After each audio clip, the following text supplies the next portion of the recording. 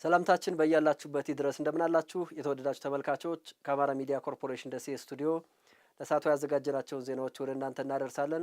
ለደቂቃዎች ደጀን አምባቸው አብሬያችሁ ቆያለሁ። በቅድሚያም ህገወጥ ንግድና ኮንትሮባንድን ለመከላከል በቅንጅት እየተሰራ መሆኑን የአማራ ክልል ንግድና ገበያ ልማት ቢሮ አስታወቀ። ህገወጥና ኮንትሮባንድ ንግድ ለመከላከል ተቋማት ተቀናጅተው መስራት እንዳለባቸው ተመላክቷል። ሳላዲን ሰይድ ህገወጥና ኮንትሮባንድ ንግድ መከላከል ግብረ ኃይል የክልልና የዞን የኑሮ ማረጋጋት ስራ ላይ የጋራ ምክክር መድረክ በኮምቦልቻ ከተማ አካሂዷል። በግብረ ኃይሉ የተካተቱት ተቋማት የግልና የጋራ ተልዕኳቸውን ተገንዝበው የኑሮ ውድነትን በማረጋጋት ህገወጥ ንግድንና ኮንትሮባንድን በማስወገድ ሚናቸውን እንዲወጡ ለማድረግ ያለመ የምክክር መድረክ ነው። የአማራ ክልል ጤና ቢሮ ኃላፊና የህገወጥና ኮንትሮባንድ ንግድ መከላከል ግብረ ኃይል ኮሚቴ አባል አብዱልከሪም መንግስቱ ፍቃድ የሌላቸው መድኃኒቶች በኮንትሮባንድ ጥቅም ላይ የዋሉ የማህበረሰቡን ጤና አደጋ ላይ የጣሉ መሆኑን አንስተዋል። በክልሉ በተለያዩ አካባቢዎች ያለ ፍቃድ 1060 የሚሆኑ የመድኃኒት መደብሮች የከፈቱ ህገወጥ ነጋዴዎችን ግብረ ኃይሉ መለየቱን ያነሱት አቶ አብዱል ከሪም ህገወጥ ንግድን ለመከላከል ማህበረሰቡ ተባባሪ እንዲሆንም ጠይቀዋል። ተላላፊ ያልሆኑ በሽታዎች እየበዙ ነው የመጡት።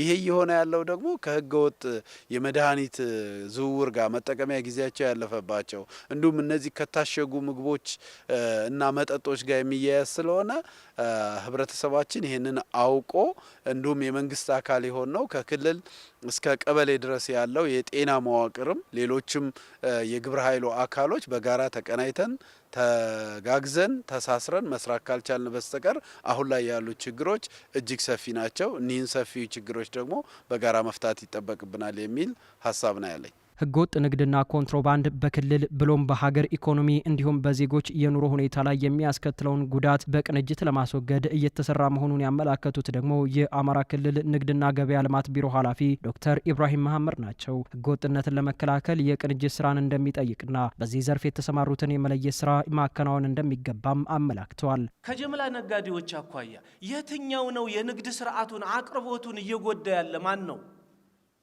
ሁሉም አይደለም እኮ የሰፈር ሱቅ እኮ አይደለም። እነኚህ ምንድነው በኮንቴነር የሚነግዱ ነጋዴዎች እኮ አይደለም አቅርቦቱን የሚያዛቡት። ትልልቁ ጀምላ ነጋዴ እኮ ነው። የት ስንት ጀምላ ነጋዴ ያለ በከተማችን? እነማን ናቸው ጤነኛ? እነማን ናቸው ችግር የሚፈጥሩት ብሎ የተተነተነ እቅድ ማቀድን ይጠይቃል። የመጀመሪያው ጉዳይ ተመልሶ ደግሞ ይሄንን መሬት መንካቱን የሚያረጋግጥ የድጋፍና ክትትል ስርዓት ማስቀመጥን ይጠይቃል። ይሄ ከሆነ ነው ለውጥ የምናመጣው። ህገወጥ ተግባራት ሲሰሩ ተቋማት ተገቢውን እርምጃ ለመውሰድ በክፍተት የሚታይ መሆኑንም አንስተዋል። ቢሮ ኃላፊው በህገወጥነት እንዲቀጣለት የሚፈልገው ተቋም ከራሱ አሰራር አኳያ የጎደለውን ለፖሊስና ለፍትህ መረጃ መስጠት ላይ ይቀራል። እንደውም አንዳንዴ የሚጣረስ መረጃ እንሰጣለን። ሰኞ ይሄ ህገወጥነት ነው ይልና ማክሰኞ አንዱ የሥራ ክፍል ይነሳና ይሄ እንደዚህ አይነት ነው ብሎ ደግሞ ማስነሻ ደብዳቤ ይጽፋል። እውነት እንነጋገር ከተባለ እነዚህ ተቋማት ይሄን ኃላፊነት መወጣት ላይ ስላልቻልን ነው ህገወጥነት ከጊዜ ወደ ጊዜ ጉልበት እያገኘ የመጣው። የከተማዋን የትራንስፖርት እጥረት ለመቅረፍ እየተሰራ መሆኑን የደሴ ከተማ አስተዳደር ተቀዳሚ ምክትል ከንቲባ ሳሙኤል ሞላልኝ ተናገሩ። ከተማ አስተዳደሩ ከ190 ሚሊዮን ብር በላይ ወጪ የተደረገባቸው 5 ዘመናዊ አውቶቡሶችን ግዢ ፈጽሞ ወደ ከተማው አስገብቷል። ጀማል ኢማም ተጨማሪ አለው። በደሴ ከተማ የኮሪደር ልማትን ጨምሮ በርካታ የመንገድ መሰረተ ልማቶች መሰራታቸውን ያነሱት የከተማ አስተዳደሩ ተቀዳሚ ምክትል ከንቲባ አቶ ሳሙኤል ሞላልኝ ይህን ታሳቢ ያደረገ ዘመናዊ የህዝብ አውቶቡሶችን መግዛት መቻሉን አንስተዋል። ከብቸኛ የታክሲ ትራንስፖርት ወደ ሌላ አማራጭ መሸጋገር የሚያስችል አቅርቦት መሆኑን በማመላከት አገልግሎቱ ዝቅተኛ የከተማዋ ነዋሪዎችን ይበልጥ ተጠቃሚ ያደርጋል ምን ያሉት ዘመናዊ የኤሌክትሪክ ባሶች ለከተማችን ህዝብ በማቅረብ ባለብዙ አማራጭ የትራንስፖርት ሲስተም የተፈጠረበት ቀን ነው ማለት ነው። ለህዝባችን ከዚህ በኋላ በትራንስፖርት የሚሰቃይበት ሁኔታ አይኖርም ማለት ነው። ይህ ችግር ለከተማችን በጣም የመጀመሪያውና ትልቅ ችግር ብለን አጥንተነዋል። በተለይም እግረኞች በጣም ዝቅተኛ ገቢ ያላቸው ኢኮኖሚ ችግር ያለባቸው ማህበረሰቦች ተደራሽ የሚያደርግ እነሱን ታሳቢ ያደረገ እነሱን ተጠቃሚ ያደረገ ስትራቴጂ ነው ማለት ነው። የደሴ ከተማ አስተዳደር ትራንስፖርትና ሎጂስቲክስ ጽሕፈት ቤት ኃላፊ አቶ ወንደሰን አባተም አውቶቡሶቹ ከአየር ብክለት የጸዱና የደህንነት ካሜራ ጭምር የተገጠመላቸው መሆናቸውን አመላክተዋል። በጣም ነው ደስ ያለን። ምክንያቱም የማህበረሰቡን ችግር እናውቀዋለን። ረጅም ጊዜ ፀሐይ ይመታዋል፣ ዝናብ ይመታዋል፣ ይጉላላል። ህጻናቶች፣ አቅመ ደካሞች ጊዜያቸውን ፀሐይ ላይ ያሳልፋሉና ያንን ችግር ይቀርፋል ብለን እናስባለን። ስለዚህ እነኚህ ባሶች ደግሞ ሌላው ለየት የሚያደርጋቸው በጣም ዘመናዊ የሆኑ ከአየር ብክለት ነጻ የሆነ የኤሌክትሪክ ባሶች ናቸው። ባሶቹ ከውስጥም ከውጭም የደህንነት ካሜራ ያላቸው ባሶች ናቸው። በአንድ ጊዜ ቻርጅ እስከ 350 ኪሎ ሜትር የመጓዝ አቅም እንዳላቸው ያነሱት አቶ ወንደሰን አቅመ ደካሞችና አካል ጉዳተኞችን ታሳቢ ያደረገ ቀልጣፋ አገልግሎት ለመስጠት እንደሚያስችልም አመላክተዋል። እነኚህ ባሶች ለደሴ ከተማ ማህበረሰብ በጣም ከፍተኛ የሆነ አገልግሎት እና እፎይታ ይሰጣሉ ብለን ነው ተስፋ የምናደርገው። በእርግጠኝነትም ይሰጣሉ። ባሶቹ ለአቅመ ደካሞች ደግሞ በተለየ ሁኔታ አገልግሎት የሚሰጡት የሚዘረጋ ዊንቸርና ሌሎች አቅመ ደካሞች የሚገቡበት አስፓልቱ ጋር ግንኙነት ያለው ወደ ባሱ ታጥፎ የሚቀመጥ የሚዘረጋ አካል አላቸው ማለት ነው።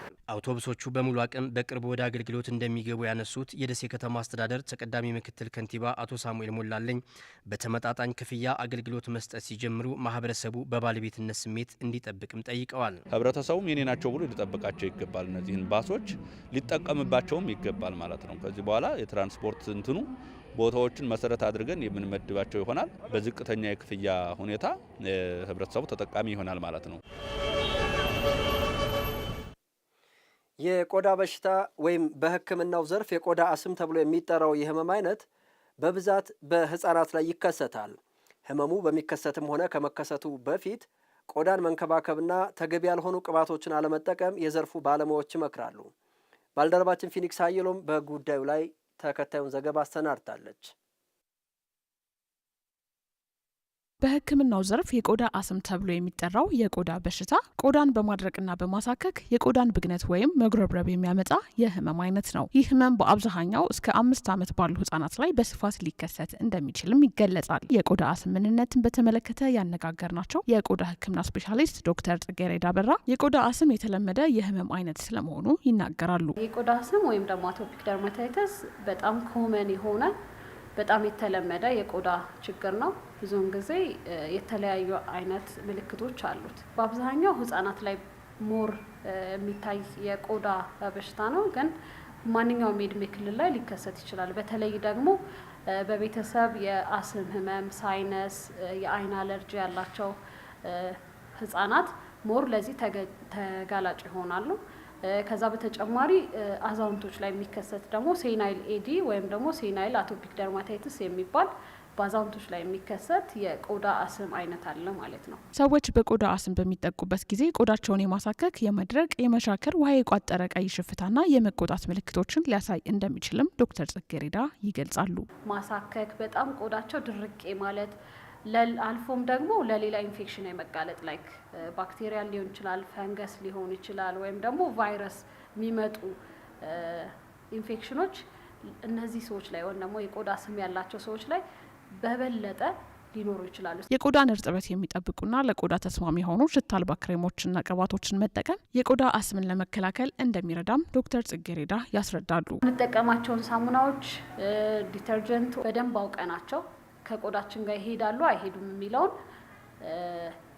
በደንብ አረጋግጠን ብንጠቀም ይመከራል። አየር ንብረት ቀዝቃዛ የሚያስነሳብን ከሆነ ቀዝቃዛ በሚሆን ሰዓት በተቻለ መጠን እንደ አየር ንብረቱ መልበስ፣ የምንታጠብበት ውሃ ደግሞ በጣም ቀዝቃዛም በጣም ሞቃትም መሆን የለበትም። የቆዳ አስም የሚያጠቃው ሰው መታሻዎችን መጠቀም የለበትም። የሚጠቀምበት ጊዜ በሚታጠብበት ጊዜ ረዥም ሰዓትም ውሃ ውስጥ መቆየት የለበትም። እነዚህ ነገሮች ከላይፍ ስታይላችን ጋር የሚሄዱ ይሆናሉ ማለት ነው። የውበት መጠበቂያ ምርቶችን ሲሸጡና ሲገዙ ያገኘናቸው የደሴ ከተማ ነዋሪዎች እንዳሉት ሰዎች የቆዳ አይነታቸውን በሕክምና ባለሙያዎች አማካኝነት አውቀው የሚገዟቸው ምርቶችም የመጠቀሚያ ጊዜያቸው ያለፈባቸው አለመሆኑን በትኩረት ማየት ያስፈልጋል ብለዋል። ከመጠቀማቸው በፊት ዶክተር ጋር ቢሄዱ የቆዳቸውን ታይፕ ቢያውቁ እንደዛ ማድረግ አለባቸው እንጂ ዝም ብሎ ማንኛውም ፕሮዳክት በተለይ ፊት ላይ አይቀባም። ስለዚህ መጀመሪያ ቆዳቸውን ወዛማ ከሆነ ደረቅም ከሆነ ቼክ ማድረግ አለባቸው። እሱ የቆዳ ስቴፓቸውን ቢያውቁ አሪፍ ነው። አንደኛ ቢያውቁ ለምን አሁን አንዳንዶቹ ፊታቸው ወዛማ ሆኖ የወዛም ሊጠቀሙ ይችላሉ፣ ደረቅ ሆነ ደግሞ የወዛም ሊጠቀሙ ይችላሉ። ያንን ነገር ሂደው ቼክ ቢያደርጉ አሪፍ ነው። መጀመሪያ ራቅ ያለ ኤክስፓየር ዴትን እያዩ ማምጣት፣ ሲቀጥል ደግሞ ሰዎቹ ያያሉ፣ የሚገዛው ሰው ያያል ኤክስፓየር ዴቱ መቼ እንደሚያበቃ ያያል። እኛም ደግሞ አንሸጥም፣ እያየን ነው የምንሸጠው። የቆዳ አስም ያለበት ሰው በሐኪም የተሰጡትን ምክሮች በመተግበር አለርጂው እንዳይባባስ ማድረግ ይችላል ያሉት የቆዳ ስፔሻሊስቷ ዶክተር ጽጌሬዳ በዋናነት የአኗኗር ዘይቤያችን ወሳኝነት እንዳለውም ይናገራሉ። ሕክምናው በመሰረታዊነት የሚያተኩረው የቆዳ እንክብካቤ ላይ ሆኖ ግን የሚታዘዙ መድኃኒቶች አሉ። ከቆዳ እንክብካቤ ሲያልፍ ማለት ነው በሽታው ያለበት የሰውነት ብዛት ፐርሰንት ኦፍ ኢንቮልቭመንቱ የሚታዘዙትን መድኃኒቶች ይለያያሉ። የሚዋጡትም በደረጃ ነው። ብዙውን ጊዜ ለዚህ በሽታ የሚሰጡ መድኃኒቶች ረዥም ጊዜ እንዲወሰዱ ኦር እንዲቀቡ አንመክርም። ስለዚህ በተቻለ መጠን እንክብካቤው ላይ ትኩረት እንዲያደርጉ ነው የምንፈልገው ማለት ነው። የተወደዳችሁ ተመልካቾች ከአማራ ሚዲያ ኮርፖሬሽን ደሴ ስቱዲዮ ለሰዓቱ ያዘጋጀናቸው ዜናዎች የተከታተላችኋቸው ናቸው። አብራችሁን ስለቆያችሁ ከልብ እናመሰግናለን። ከዜናዎቹ ጋር ደጀን አምባቸው ነበርኩ። ጤና ይስጥልን።